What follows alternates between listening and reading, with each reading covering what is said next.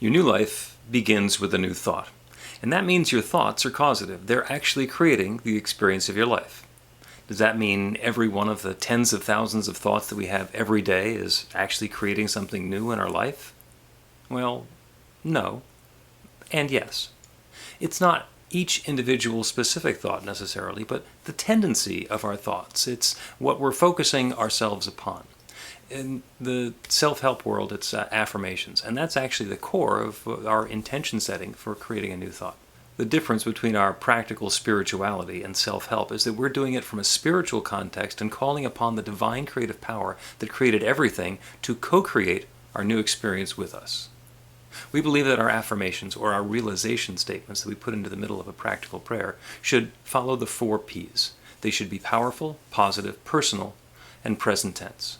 Powerful in that we want to make a very powerful creative statement. We don't want to be lukewarm about what it is that we're looking for. I could maybe someday be more prosperous, or possibly there's somebody out there who would want to go on a date with me. What we want to do if we're looking for a new experience in our prosperity or in our relationships is to be very clear about what that statement is. I am prosperous. I have plenty of money to spend and to share and to save. Or if it's going to be for a relationship, I am in a delightful, committed, loving relationship, and my partner and I are deliriously happy with each other.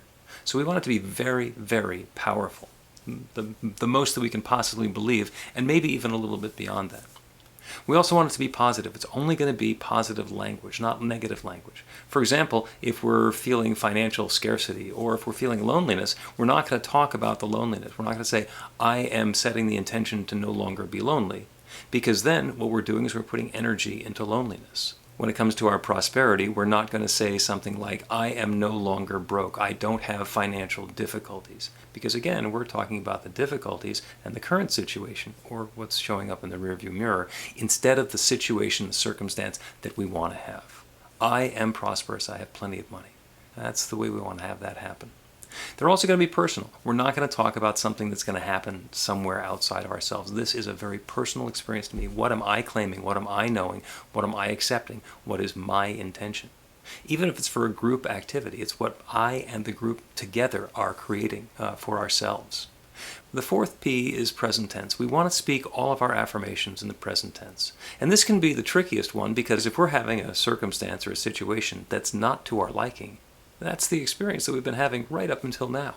What we want to do is make a claim of what that new circumstance or situation or experience is and invite that in. I am prosperous. I have my wonderful, loving relationship. Or if we can't believe that, then what we want to do is at least say that that's on the way. My perfect, loving relationship is on the way. The person who I'm looking for is looking for me. Or the same thing with prosperity. My rich, abundant prosperity is unfolding in my life beginning now, or even continuing now. What we want to do is follow those 4 Ps. Speak it in the present tense. We want it to be personal. We want it to be positive, and we want it to be powerful. And then we're going to align with the divine creative power that created everything and allow that infinite power to bring the new experience into our life as a result of this intention-setting process. And when they show up, the results are not going to look like miracles, even though from the situation that we're in when we begin doing this process, it looks like that would be a miracle in the end. But what will happen is it'll look like a coincidental unfolding in the normal course of events. And that makes it hard to prove that the new experience is a result of our spiritual work. But that's kind of the magic of the situation. That's where faith and belief comes in. This is a spiritual practice. We'll talk a little bit more about the other elements of this spiritual practice and what turns an affirmation into a practical prayer for a real result.